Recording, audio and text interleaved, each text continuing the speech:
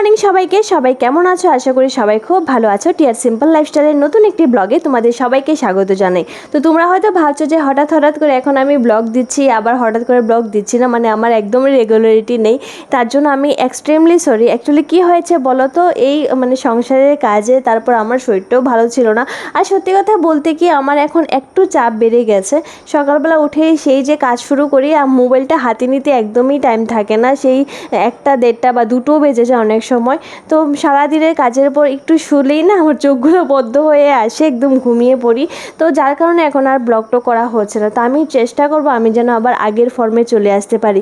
এই দেখো না, আমি যে মাসির বাড়ির ব্লগটা যে করেছিলাম সেটা তোমাদের সঙ্গে আর শেয়ার করা হয়নি। আর আমি এই ব্লগটা এই কারণেই শেয়ার করছি যে তোমাদের সঙ্গে কিছু কথা শেয়ার করতে চাই। মানে একজন লোক কীভাবে জিরো থেকে হিরো হয়েছে শুধুমাত্র কঠোর পরিশ্রমে, সেই গল্পটাই তোমাদের সঙ্গে শেয়ার করব বলেই আমি এই ব্লগটা শেয়ার করছি। তো দেখতেই পাচ্ছি যে আমি আমার মাসির বাড়িতে গিয়েছিলাম, আর এটা হলো তারপরের দিনের ব্লগ। সন্ধ্যার সময় মাসি বলছিল চল আমাদের পুরনো বাড়িটাতে গিয়ে ঘুরে আসি। তো আমিও ভাবলাম হ্যাঁ চলো পুরনো বাড়িটাও দেখে আসি, আবার আরেকজনের বাড়িতে যাব, যেটা তোমাদের সঙ্গে শেয়ার করব কিছুক্ষণের মধ্যেই। তো মাসি ওরা এখন যে বর্তমান বাড়িতে আছে এটাও ওনাদের বাড়ি, আর পুরনো বাড়িটাও ওনাদেরই। তো বেশি দিন হয়নি নতুন বাড়িটা যে করেছে। আর আমার বাবা এই পুরনো বাড়িতেই লাস্ট এসে গেছিলো, নতুন বাড়িতে যাওয়ার মানে মাসি ওদের নতুন বাড়িটা দেখার বাবার সুযোগ হয়নি। তো এই বাড়িটা নিয়ে না অনেক মানে স্মৃতি জড়িত আছে আমাদের। ছোটোবেলাটা থেকে বড় টাইম অবধি আমরা এই মাসির বাড়িতেও এসেছিলাম, থেকেছিলাম।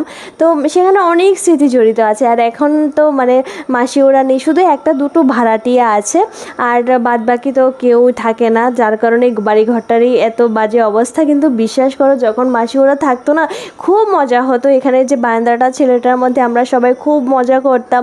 তারপরে মানে সত্যি খুব ভালো লাগতো, এখানেও বেশ ভালো লাগতো।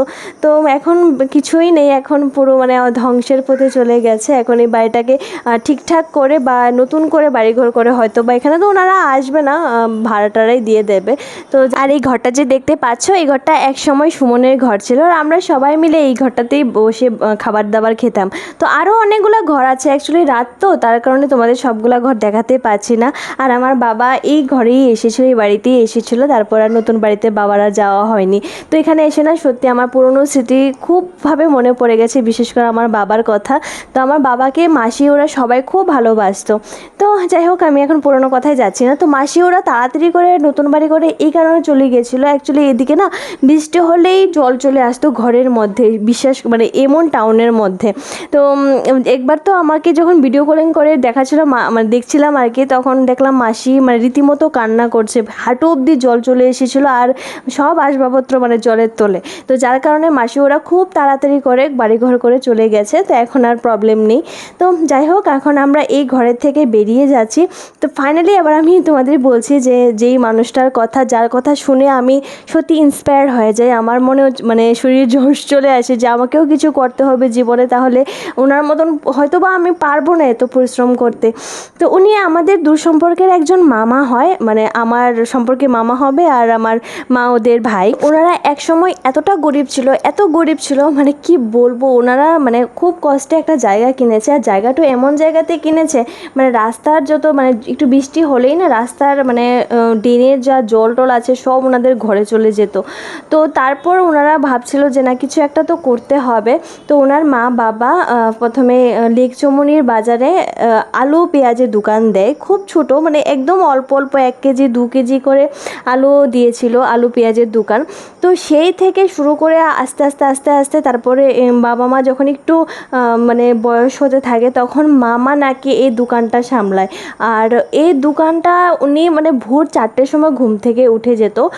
তারপর যে মানে এত পরিশ্রম করতো, এমনও দিন গেছিলো সকাল সেই যে 4টার সময় বেরোতো, সেই বাড়িতে আসতো ভোর 12টা 1টার দিকে আসতো, খাওয়া দাওয়া সেই মানে করতো কি করতো না জানি না, বাট খুবই পরিশ্রম করতো উনি। তো এখন আমি যতটুকু শুনেছি যে এখন ওনার ঠাকুরের আশীর্বাদে এতটা বড় হয়ে গেছে, এখন ওনার দোকানের আন্ডারে লোক কাজ করে। প্লাস উনি এখন যে ঘরটা দেখতে পাচ্ছ উনি সেই বাড়িটা বানিয়েছে, এর মধ্যে একটা না 2টো জায়গা করেছে। 2টো জায়গা করা এই টাউনের মধ্যে মানে বিশাল বড় ব্যাপার। তার উপরে একটা জায়গার মধ্যে তো শুধু ভাড়া দিয়ে রেখেছে, আর এই বাড়িটার মধ্যেও কিন্তু একতলার মধ্যেও ভাড়া আছে, আবার তিনতলার মধ্যেও ভাড়া দেওয়ার জন্য ঘর দুয়ার রেডি করছে, আর দোতলার মধ্যে ওনারা থাকে। আর আমরা গিয়েই দেখি ওনারা নেই, মানে মামাও নেই, মামিও বাড়িতে নেই, ওনাদের একটা ছেলে আছে, ও নাকি পড়তে গেছে।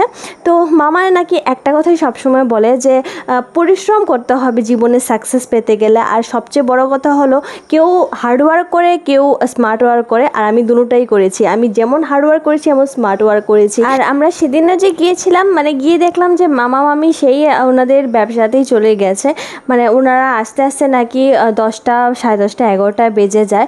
মানে এই আর কি, দেখে সত্যি খুব ভালো লেগেছে যে এত পরিশ্রম করে, যার কারণে রেজাল্টও এরকমই। তো মানে এই সাকসেস পেতে গেলে কোনো শর্টকাট নেই, তুমি পরিশ্রম করো। তুমি একদম, একটা কথা আছে না, আব্দুল কালাম একটা কথা বলতো যে সাকসেস পেতে গেলে নাকি মানে সূর্যের মতো নিজেকে আগে পোড়াতে হবে, তাহলে সূর্যের মতন উজ্জ্বল দিতে পারবে। ওনার কথা এত শুনেছি আর এত ভালো লেগেছে, আমি তো পুরো ইন্সপায়ার হয়ে গেছি। তো আমিও এখন চেষ্টা করব হার্ডওয়ার্ক করার জন্য, দেখা যাক। তো যাই হোক, তোমরা হয়তো ভাবছো যে এখন আমি হঠাৎ করে মাসির বাড়ি থেকে আমার বাড়িতে কি করছি। তো তার পরের দিনই তো আমি বাড়িতে চলে এসেছিলাম সকাল সকাল। তো আমার ভাই এসেছে বিকেলবেলা, আর এই দিনই IPL-এর খেলা ছিল, তো ও সেদিন থেকেছিল রাতের বেলা। তো ওর সাথে টিয়ার বাবা এনেছিল মাংস, সেটা আমি রান্না করেছিলাম।